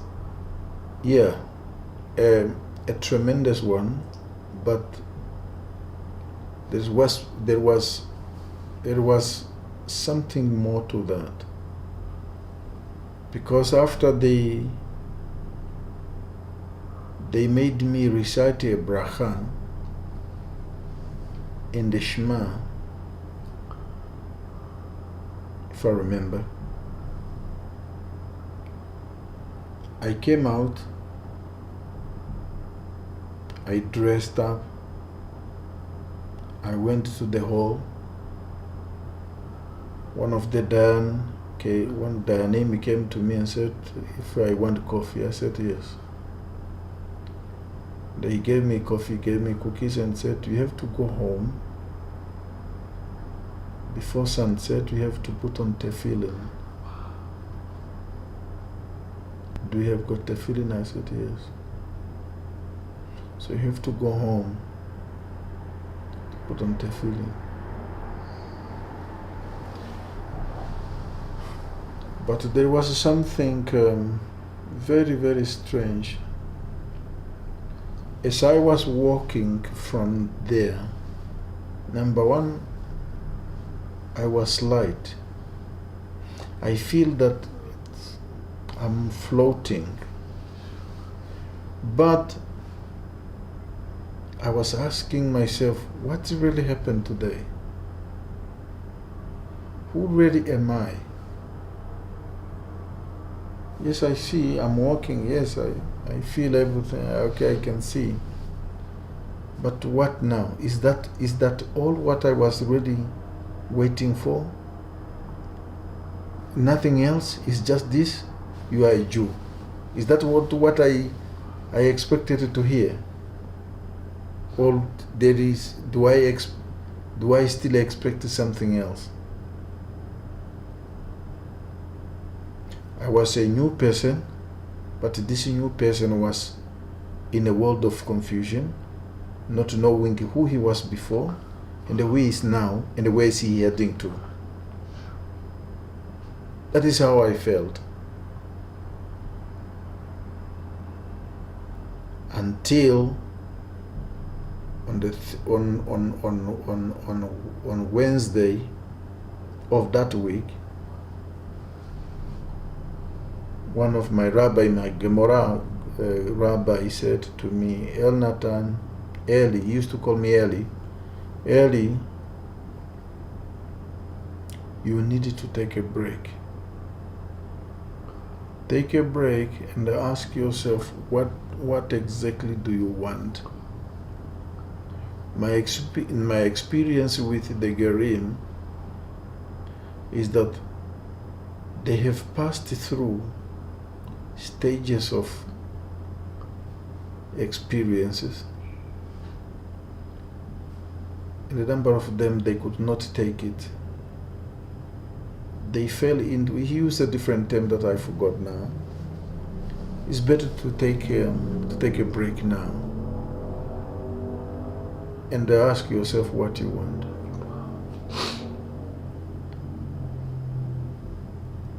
I can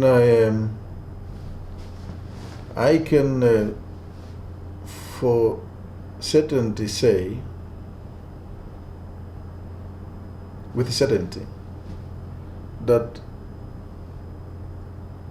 to this very moment I do not know my direction. I don't. I do not know my purpose.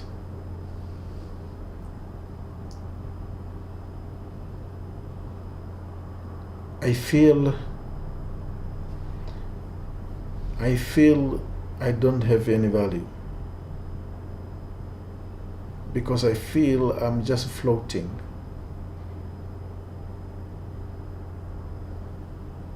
You don't speak the language Hebrew. You know, to enter the labor market.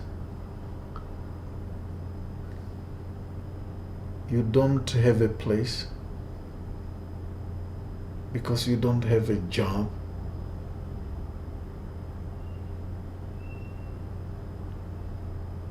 I had the family, meaning a wife. I'm not married now.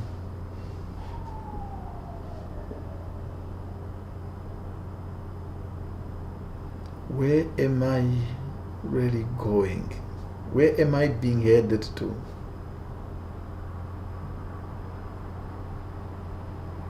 I still have got questions. This is my world, not a confusion, but this is the world that I'm occupying now.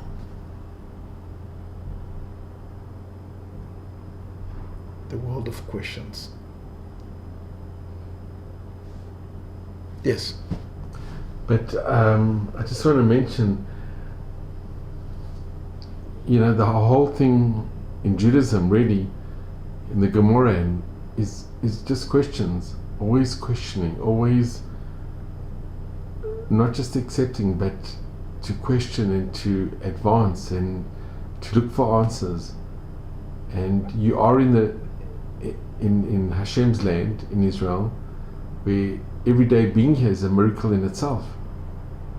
People Yes. came here from the ashes of the Holocaust, where they lost everything. They lost their families, they lost their lives and their dear ones, and they rebuilt. And this is a country of rebuilding and opportunities, and every day is lived. Every day there's something happening. It's the most remarkable country that you made the decision to be in, and it's a nation that You're right. that should be a Or LaGoyim, a light unto all other nations. You're right. And please God, you chose the name, and I just want to ask you, it's such a beautiful name, Al Natan. What made you choose Al Natan? It's a translation of my name I was given at birth. Pengonjabi, it means God has given. Well, God has given you and should give you the strength to continue in your search and in your journey. Besod Hashem. And you really have, I just want to thank you personally, but you really have, if I can come through. Yeah, please do. So, Almatan, Freddie, coming from Namibia, your journey, your honesty and your sincerity is something absolutely remarkable. And your dedication and your sacrifice from being a fighter, a liberation fighter, you fought to get to this point. You sacrificed so much, even leaving your home to sacrifice for you as a liberation fighter, and then to find the truth. You sacrificed so much. You were a fighter for looking for the emet, for the truth, and Hashem has directed you here, and the battle it hasn't been won yet, but it's a journey that, please God, you'll just have success and mazel and bracha, and you really deserve it. If anybody deserves it, you do. Please God. You should just, it's been so inspiring listening to you, and I so appreciate it. Thank you very much. And you are really inspiration to all of us. And you are a fighter that we can all be. It's admirable. It really is. And you should just have real mazel and bracha and all of Hashem's blessings. Amen, amen. Amen, amen. And we go like this. But thank you so very, very much.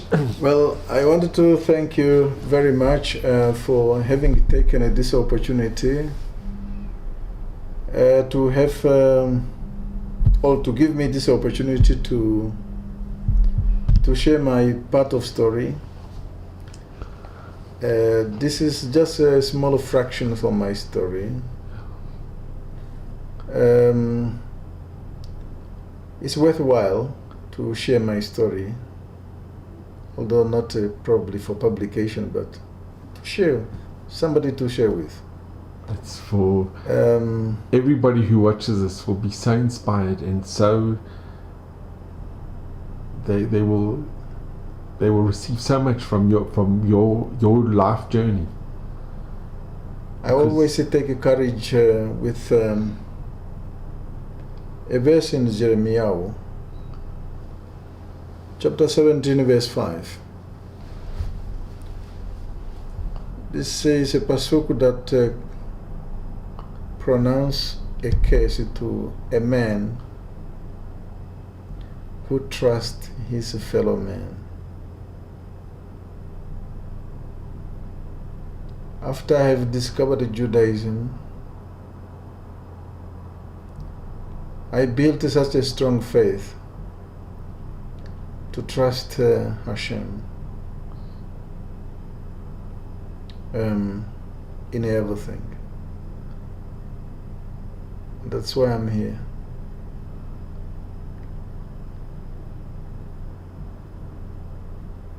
Thank you very much. Thank you. Thank you really, really very much.